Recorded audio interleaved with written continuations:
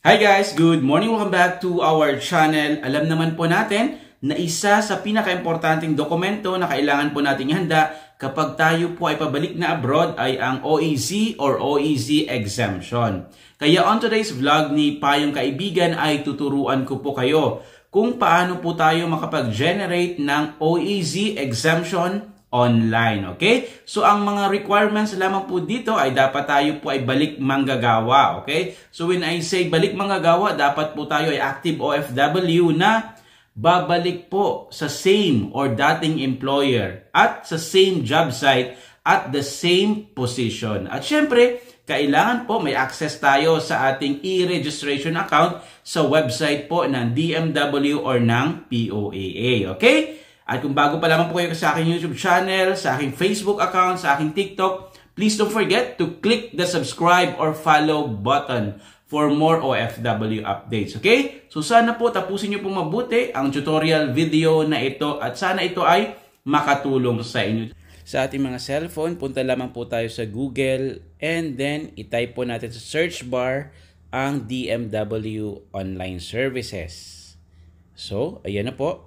Then, piliin po natin yung DMW Online Services na may e-registration. And then, mag-appear na po yung homepage, di ba, ng website ng POAA Online Services.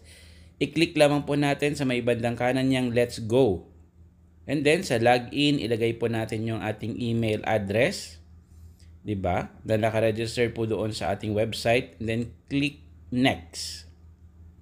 After, ilagay po natin yung ating password. Okay? After po natin mailagay yung ating password, ay i-click po natin yung login.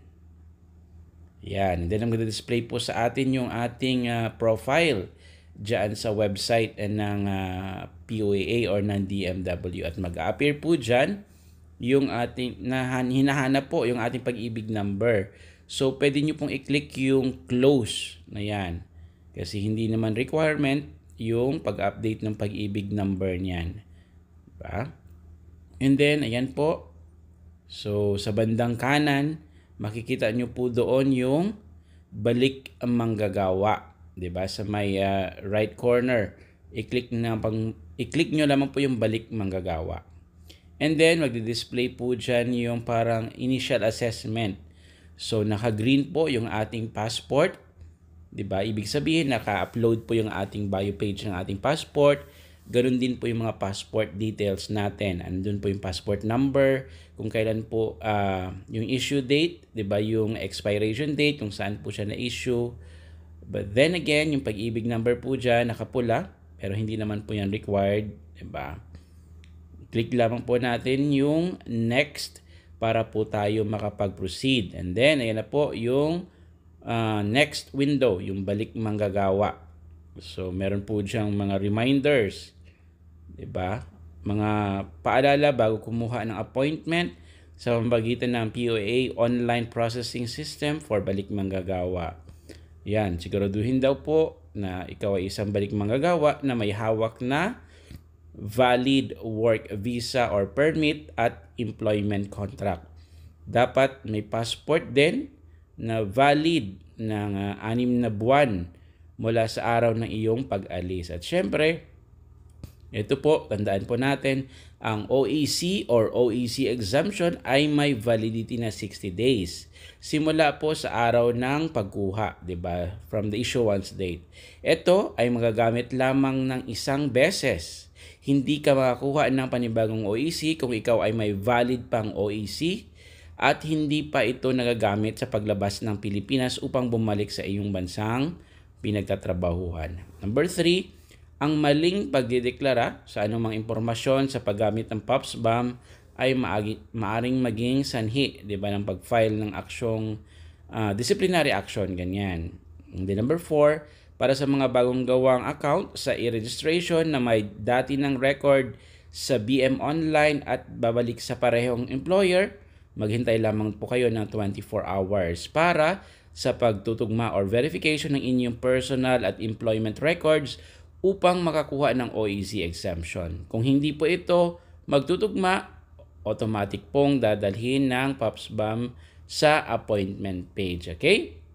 Then, sa left side naman, ito po yung madalas na nagkakamali. Diba? Yung mga kababayan natin OFW. Input your flight date. So, ang sinasabi pong flight date dyan ay yung petsa po ng ating pag-alis sa Pilipinas. Diba? Pabalik abroad. Hindi po yan yung petsa ng ating pag-uwi, 'di ba, sa Pilipinas. So ulitin po natin, ang flight date po natin na ilalagay dito ay yung departure date, okay? Yung petsa. So just in case, aalis tayo January 19 next week. Yan. I-click nyo lang po yan and then i-click nyo po yung set. Ayan. So, and then i-click po natin yung next. So, mag-appear na po dyan yung ating e-registration details. Ganun din po yung ating contract details. Diba? So, makita nyo po dyan. So, i-double check po natin kung tama yung ating mga personal details like yung first name, middle name, last name, birthday, passport number. Ayan. Diba? Yung expiration ng passport mo, yung employer mo, yung job site, yung position. Diba, makikita naman po natin dyan na naka-green lahat, diba? So, clear po tayo. Diba? And then, sa may bandang kanan, meron po dyang babasahin ka.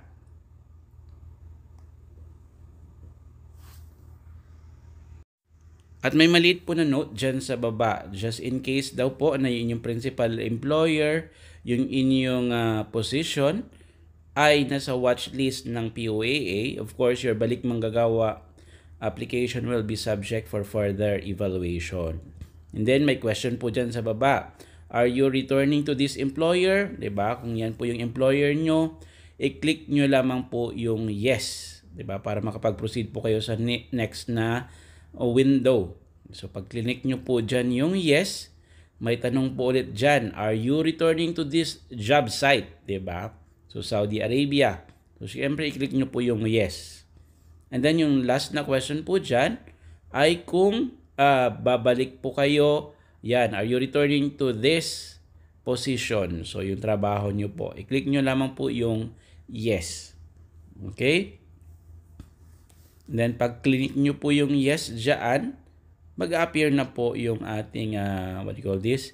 Yung ating OEC. Diba? So, ayan.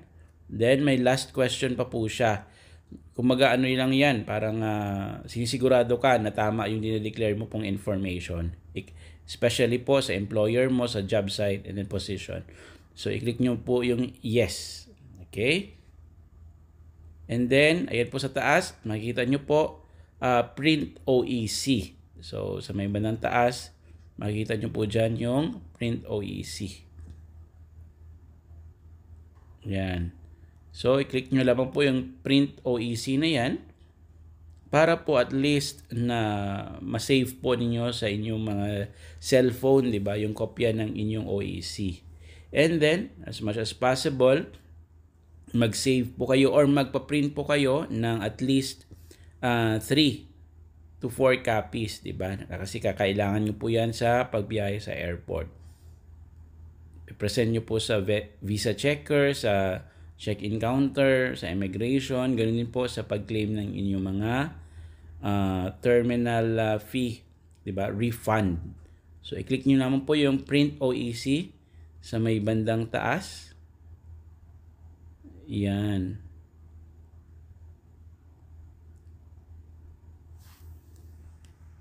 Then, will display na po yung kopya ng inyong OEC. Mag-take po kayo ng screenshot. Yan.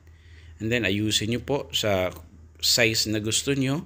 And then, i-save nyo po sa inyong mga cellphone. At sa ulitin, huwag nyo pong kalimutan na mag-print at least 3 to 4 copies kasi kakailangan nyo po yan sa airport. Okay? Yan lamang po yung ating quick update on today's vlog ni Payong Kaibigan. Just in case may mga questions po kayo or clarifications, ay ilagay nyo lamang po sa ating comment section sa baba at babalikan ko po kayo pag nagkaroon po tayo ng oras. Marami pong salamat guys. Always stay safe and God bless. Ready.